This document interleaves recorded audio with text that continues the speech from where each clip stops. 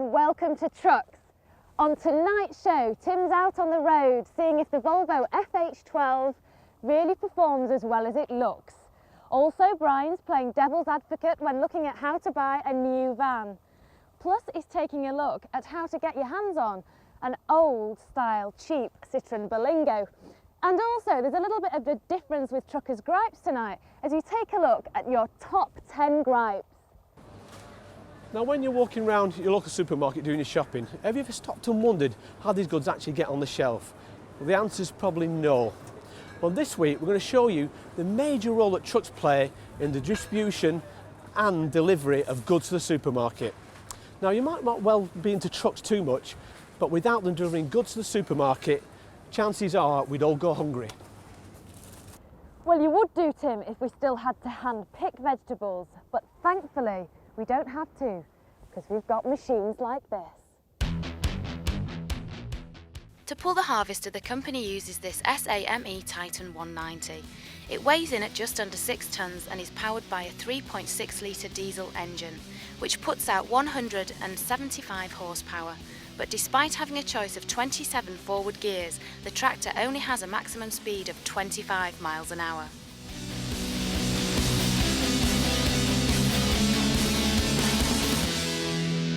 Harvesters like this grimy truck have helped revolutionise the vegetable farming process.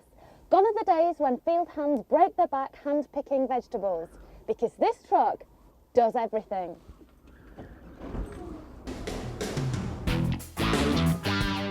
Each year the company rents over 3,500 acres of land, the equivalent of around 7,000 football pitches. They stretch as far south as Suffolk and all the way up to Inverness. At peak season, around 300 people are employed, a fraction of the manual labour that used to be employed before the process was modernised by mechanisation. Okay, this is Richard. We're in the tractor and I want to have a go at it. So, how do you operate this tractor? Is it difficult? No, it's quite easy really. It has an electronic gearbox, yeah. So you just use buttons to change gear, yeah, instead of having to use your clutch. It has power steering, so that's very easy to operate. Yeah. The brakes are assisted, so you don't have to press those very hard. Okay. And the accelerator and the clutch pedal is in the same place as you'd find in a normal car. Yeah.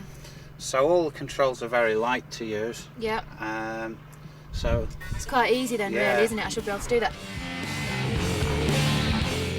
As well as producing traditional carrots or turnips, the company also produces a range of trendy organic produce. Keeping up with taste trends is one thing, but how is the company going to keep up with changes in technology?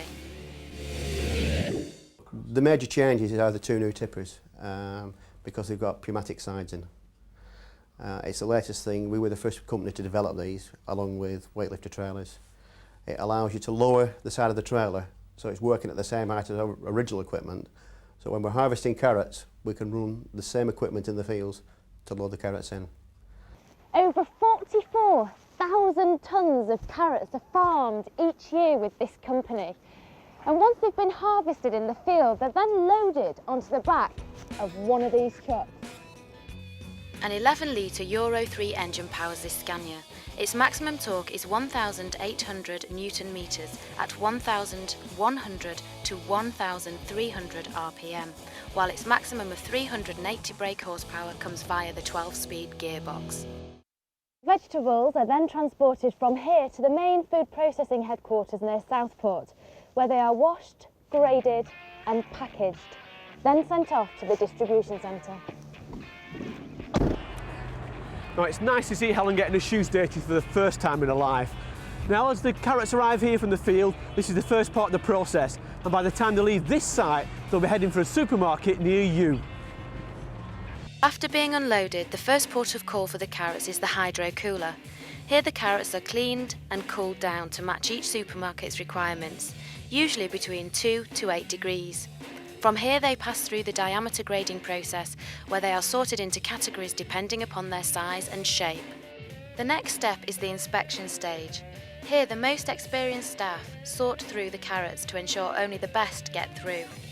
The last stage in the process is packing. Again, each retailer has different requirements, either loose or packed. From here, the carrots are then put onto trays and pallets and await delivery to their final destination.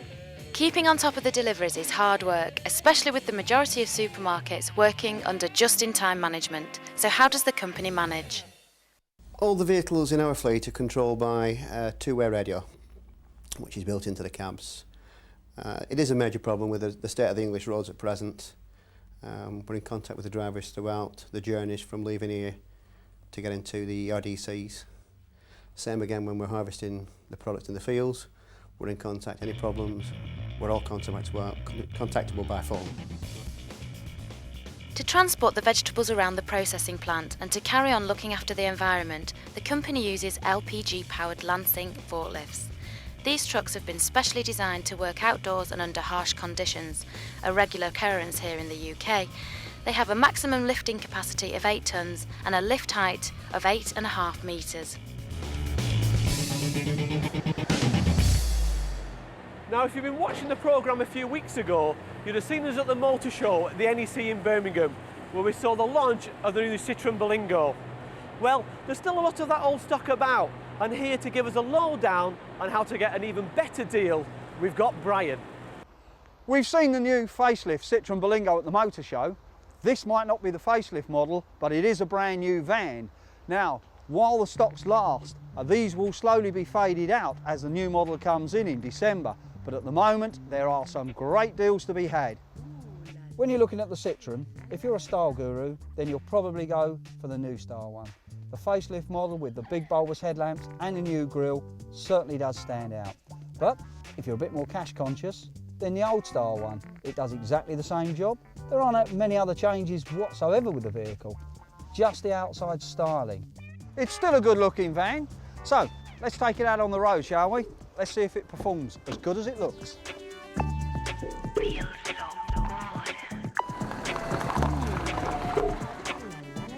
The Citroen Berlingo is one of the most popular small vans there is on the market at the moment. Although it's a small cabin, it's compact, everything's here. It's got some nice little ideas as well. It's got a nice little clip for hanging documents on the dashboard, which is very useful, so you can have everything facing you. It's also got a lovely little cubby hole just below it for storing documents in, and it's got a little fascia flap on it, so everything's not going to fly out as you're driving along. So Citroens have put a bit of thought into this vehicle.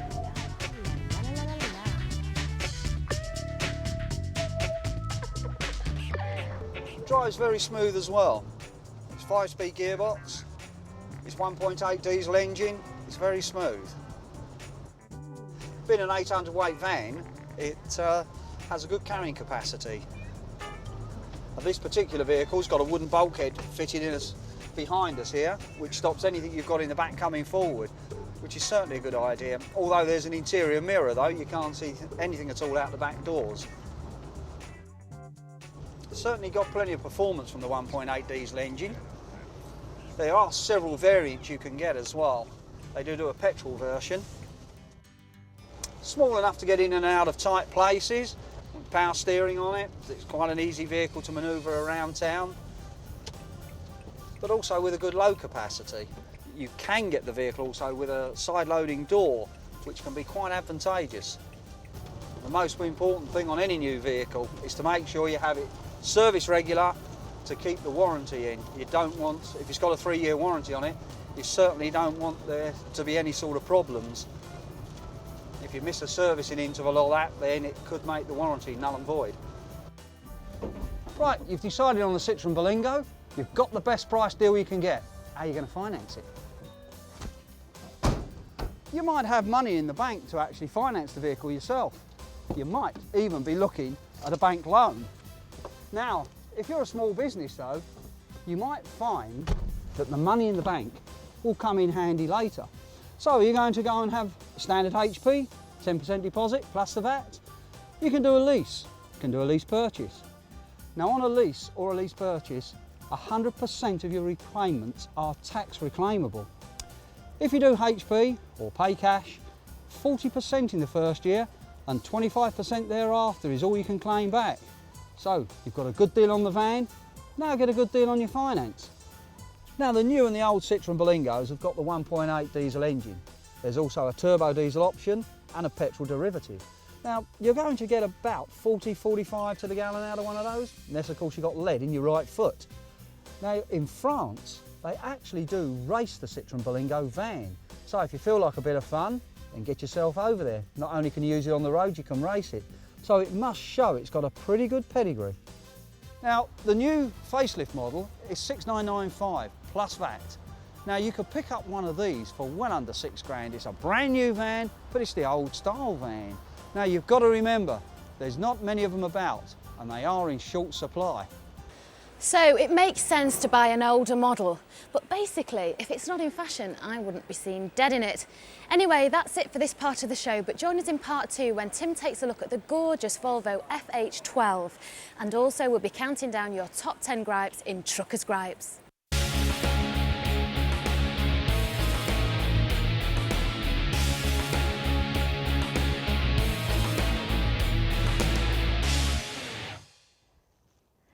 Hello and welcome back to Trucks. Now, so far on the show we've been taking a look at how you get produce from the farm to the supermarket, and later on we're going to take a look at how it actually ends up on the shelves. But now it's time for my favourite part of the show. Yes, you guessed it, it's Tim's truck test, and he's got his hands on a really big one this week in the shape of the Volvo FH12. It's a 44-tonner! Now, before we start tonight's road test, let me ask you a question. What do you dream about when you're thinking about your ultimate Arctic? The FH is Volvo's big cab range and has 4 cab types matched to 3 interior levels. It also has 3 interior sleeping designs, the single bunk, the double bunk and the single bunk with office package. So I've decided to let my hair down and go for one of the top of the range Arctics. It's trendy, it's big, it's powerful, and it's got more leather in it than a field full of cows. I'm talking about the Volvo FH12 Globetrotter XL. So I'm off to do a little bit of trotting of my own. Well, to be honest, more of a gallop.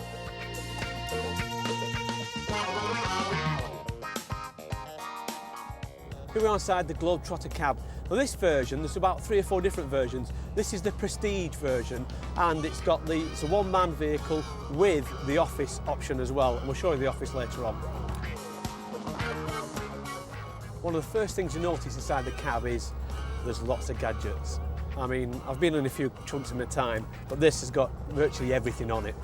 The gearbox I've got is the gearbox of the I-Shift. Now this is Volvo make 2 types of automatic gearboxes, the Geartronic and the I-Shift. This is the latest intelligent gearbox, and it is perfect, really, really nice. It's like the 2nd generation Eurotronics we have and the Acertronics from ZF and from Iveco. It is a lovely vehicle. You can have this in automatic, fully automatic, which I've got at the moment, or you can have it in semi-automatic. This vehicle now I've been driving for the last hour in fully automatic, and it does make some lovely gear changes, makes it a lot more safer as far as I'm concerned, because we're doing some really tight turns and you're not concentrating just on the gearbox, we're actually looking out on the road, seeing what's going on, and that does help the safety and makes it a better environment for you to be driving in. This is the 460 horsepower. There are about 3 or 4 different versions. This is 460 and we're fully loaded to 44 tonnes, and you wouldn't believe it. It's got a really nice move to it. It's got a great kick down on it. The revs really quite high, up to 2,000 RPM. It's got about 2,200 Newton meters torque, and it uses every bit, certainly as we go up the incline. It's wonderful. So noise-wise, when we're doing this, at the moment I'm doing about 48, 50 miles an hour, doing about 1,500 RPM. The noise is just like your average saloon car. In fact, I'm a bit biased, I think it's even better. The FH range has 4 engine powers, from 380 brake horsepower to the top of the range 500. The vehicle I'm driving today is the 460 brake horsepower 6x2 pusher axle with the 12-litre engine and 2,200 Newton meters of torque. This is matched to the I-Shift 12-speed automatic gearbox, and the vehicle has a curb weight of 7,704 kilograms. At the beginning of this road test, I did give this vehicle quite a build-up, and rightly so. This is a vehicle that a lot of drivers aspire to. So what's the verdict?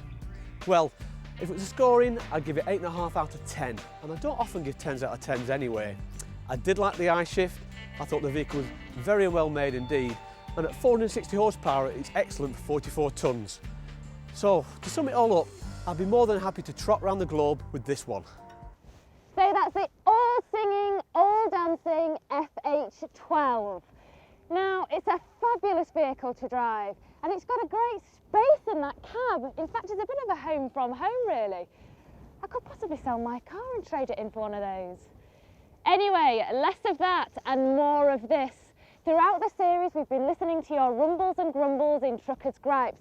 And because we're nearing the end of the series, we thought we'd put together a list of your top 10, and here they are.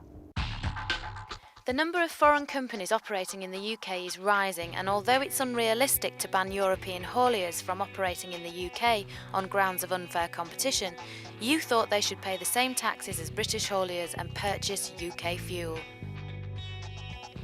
Introduced to improve drivers' health and safety, electronic tachographs are a legal requirement, but thought of as a pain in the neck to use by drivers. Digital tachographs will have a far-reaching effect on the whole industry. The actual tachograph itself is not as easy to use as the current tachograph. Illegal immigrants are a fraught subject between the government and drivers, who feel blamed for the problem. On-the-spot fines and threats to imprison drivers for allegedly importing human cargo has done nothing to solve this issue. Many complain city centre driving is a nightmare. To avoid entrance charges to centres and congested streets during rush hour, many HGVs are scheduled for late night deliveries, which involves more overnights and leaves you less time at home with your family. You thought new technology like onboard diagnostic systems and communications are hindering your job. With the number of freight transport vehicles rising, why is the relationship between car drivers and truckers so rocky? You felt truckers got a rough deal and a bad reputation from car drivers who just don't understand your job. It's a big wagon, it's a big truck, and over here your roads aren't built for big trucks, and they need to be aware of the performance capabilities of a truck. It is estimated there is a shortage of 48,000 qualified HGV drivers. You thought this was due to expensive training costs and poor wages that fail to attract potential recruits. A lot of people don't want to get into it anymore. The young people nowadays just don't want to know. It's too much hassle. Despite protests, the UK's fuel prices are the highest in Europe.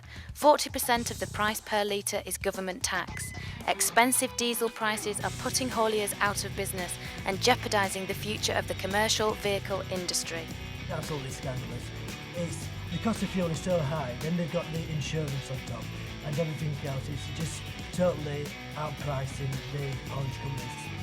British service stations are rated by you as the worst in Europe. Moto, Welcome Break and Little Chef offer insufficient wash facilities, expensive overnight truck parking and limited meal options. Your biggest gripe is the Working Time Directive. This limits your hours to 48 per week, which is a big blow to those of you who rely on overtime to boost your income. If you've been watching from the beginning of the show, you'll have seen how vegetables like these are harvested in the fields and then delivered through to the supermarkets. Now it's time to take a look at what happens when produce arrives at the supermarket's back door, through to being placed on the shelves. In order for our carrots and other vegetables to arrive in your supermarkets fresh, the farming process has to be quick, and it is. From harvesting to cleaning and transporting to your local supermarket, the whole process can be done within 36 hours. But with such a short turnaround, vehicle reliability is vitally important. On their site in Southport, the company maintains its trailers with its own group of mechanics, but for its trucks, the company uses the benefits of contract hire. The reason why we've gone on contract hire is we know our costs, we can budget around that, and also with vehicles getting all the more technical, the workshop side becomes ever more difficult, and with a contract hire vehicle all the maintenance is done off-site, which enables us to spend the money on what we want to concentrate on and not on maintenance tools and so on. Our first port of call for any delivery is here at the back door.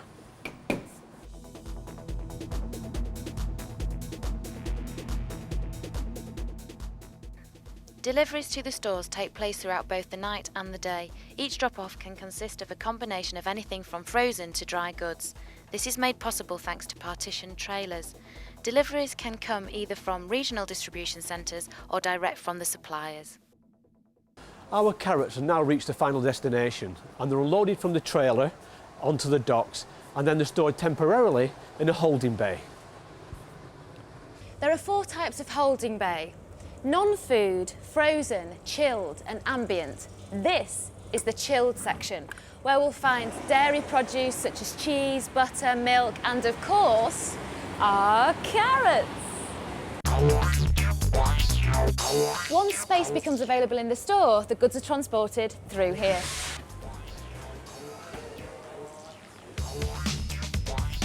The majority of supermarkets operate using just-in-time management, a system that means that goods arrive shortly just before they're needed on the shelf. But how does this affect the suppliers? That's where reliability comes into the vehicle and where it's very important to us. The industry that we're in, it's so hand to mouth, if you will. An hour is a long time, and a breakdown or anything like that can create huge problems for us. Well, that's it once again. We'll be back at the same time next week. But now for the bad news. Unfortunately, next week's going to be the last in the series. But don't worry, it's going to be jam-packed with features. Yeah, of course, we'll have Brian out in the yard taking a look at another light commercial vehicle. Tim will be on the road with yet another big truck. And of course, because it's the last in the series, we'll be looking at the most memorable moments throughout the series. But until then, goodbye.